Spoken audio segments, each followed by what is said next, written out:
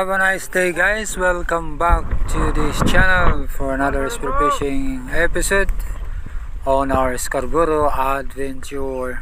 So this is still the first edition that we had last time. Isang malakas ang shoutout sa lahat ng sumusuporta sa munting channel na to. Ayan guys, sumarangkada na si Bro Shen Dumaran ng ating dive buddy sa araw na to sa kanyang first fish of the day, isang Bluefin Tree Valley.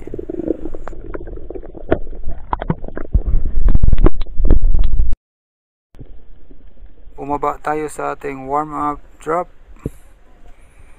at ito may nakita tayong isang magandang isda.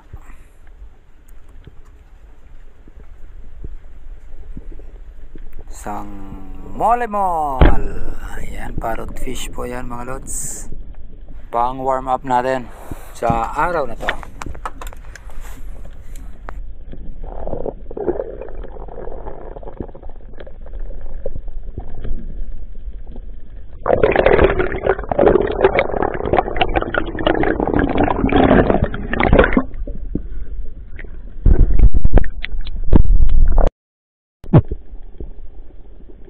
Muli na naman tayong bumaba at nag-set up ng ambush. Mayroong fish activity sa baba. Kaya dito tayo maghintay kung anong mayroon.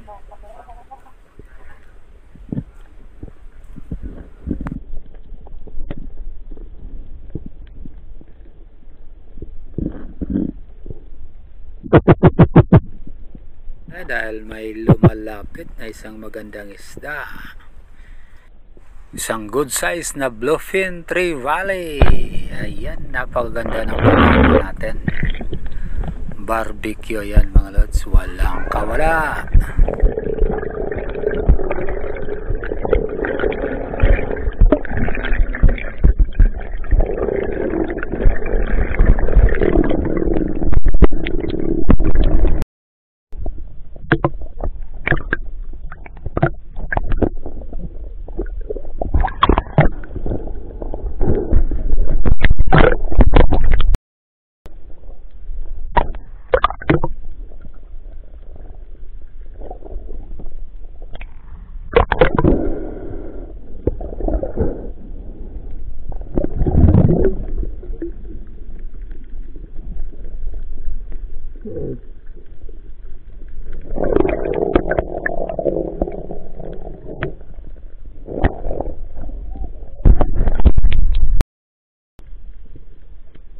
Sa aking pagpapatuloy, umabante ako sa spot na to at nag-set up ng ambush.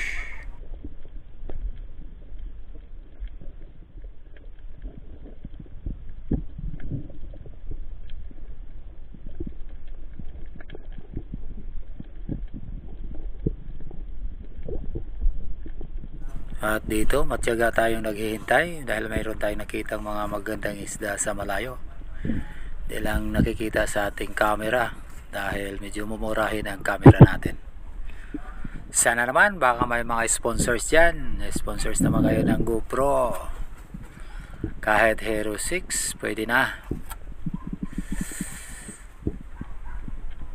So dito hinintay natin lumapit ang isang makulit na isda. Mahirap palapitin sa Big Eye Emperor. Ayan, yari yan mga lods.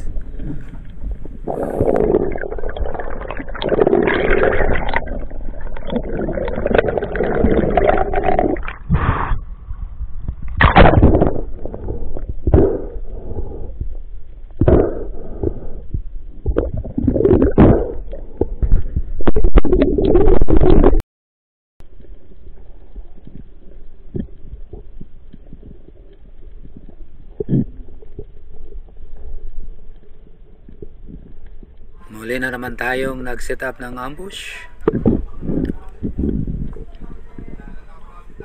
Halos sa the same area lang. Ayan, lumalapit ng target natin. Isang midnight snapper ang target natin dyan. Ayan, medyo malikot pero yari pa rin gamit ang ating RA160.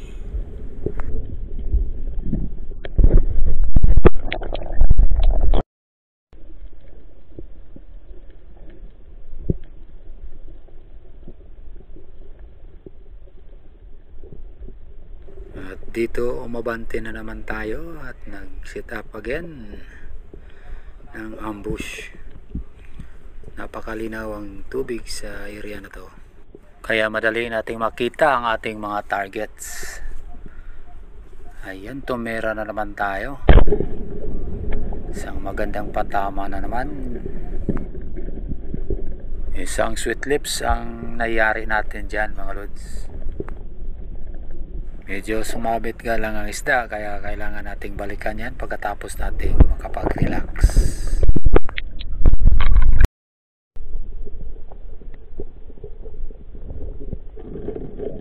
At ito na po tayo, retrieval mode sa ating natirang good size na sweet lips. Ito ay Harlequin sweet lips ang karamihan dito, mga lods.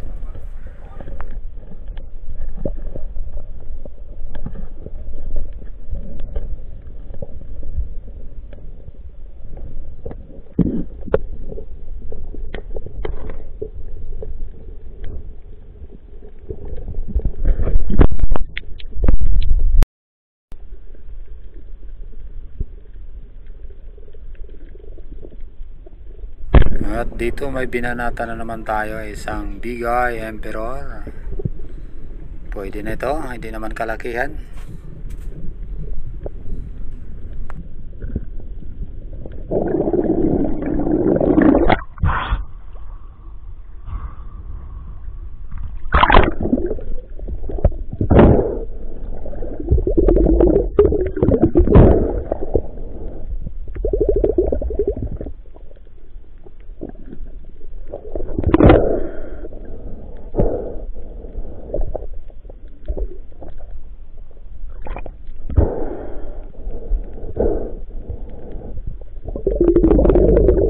Medyo maamo dito ang mga Big Eye Emperor, lalo na yung mga medyo maliliit lang, pero yung mga malalaki ay makulit na rin, hindi basta-basta ang lalapit.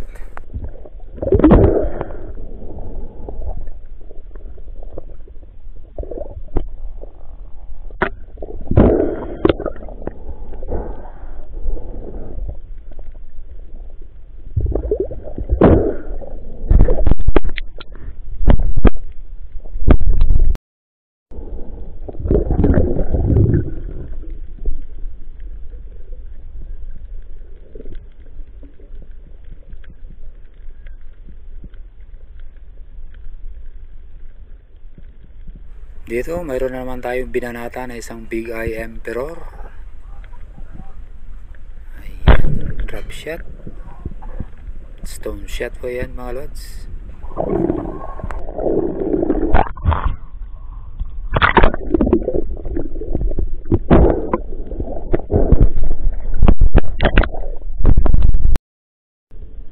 Dito meron akong biglang naisip, so dito ginagamit ko ang aking huling Big Eye Emperor bilang bait sa iba pang kasama niya. So sabang tayo ay nakaabang dito, napapansin natin na umaangat yung mga kasamahan na medyo malalaki.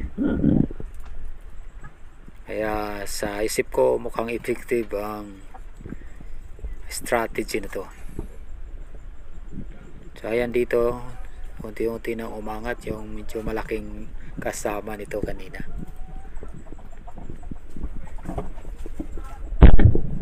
At yun nga, tinira natin at natamaan naman. Kaya lang nakawala din ito kasi nasa buntot ang tama.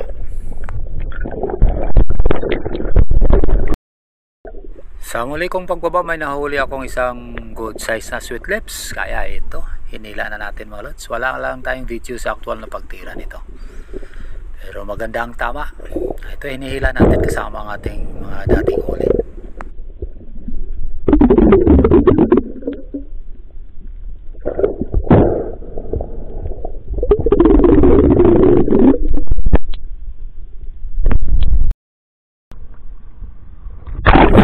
Pumunta tayo sa isang shallow area kung saan doon nakatali ang mga huli ni Bro Shen Dumaran.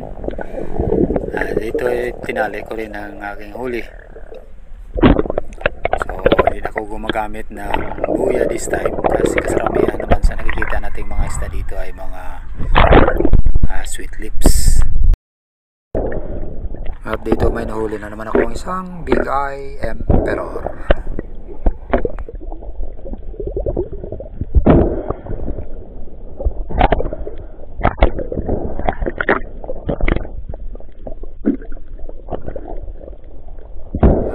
At itong sinama sa ating fish stringer, kasama na rin ang mga huli ni Bro Shendumaran. So karamihan sa kanyang mga huli ay mga sweet lips din. So dito pala siya nakarami ng huli ng mga Harlequin sweet lips. So ayan po, medyo nakarami kami sa araw na to. Di nga lang kalakihan pero pwede na. Meron din mga ilang parrot fishes na tinira namin. At ilang sandali dumating na rin yung sundo namin, kaya it's OWIan time. At ito po ang aming catch of the day with my buddy Shendumaran. Napakaraming sweet lips ang nailad namin sa araw na to. Ayan po ang mga huli ko. Ay siya naman, ayun sa likod. Halos di na niya mabuhat.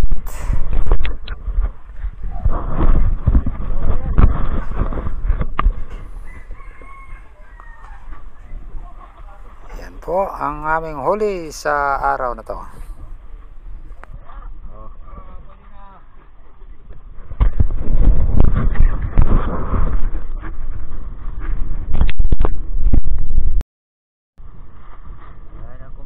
At makalipas na ilang sandali, dumating na rin sina Bro Dixon Dumaran at Bro Apu Jukay.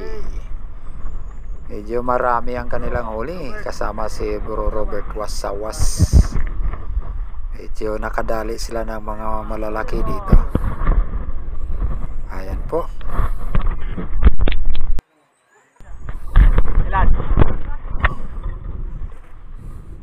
So isang very successful hunt ang nangyari sa araw na to. Nandito kami sa isang bangka na ligtas.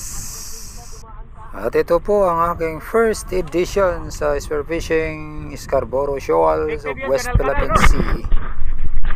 Napakagandang spot na to mga lods. Of course compared sa mainland ng Pilipinas. Kaya lang ito ay pinagagawa ng mga bansang China at Pilipinas. At dito kontrolado ng mga incheck ang lugar. Sila ang nagsiset kung saan kami pwedeng maghuli o manghuli ng mga isda. So medyo logi ang mga Pinoy dito sa Scarborough Shoal. May isang area doon na hindi basta-basta makapasok ang mga Pinoy. Hinaharangan nila. Andun yung kanilang Coast Guard. Yan si Bro Apo sa kanyang malaking huli. Mga GT ang mga dinali ni Bro Dixon Dumaran. So napakagandang harvest ang nagawa nila sa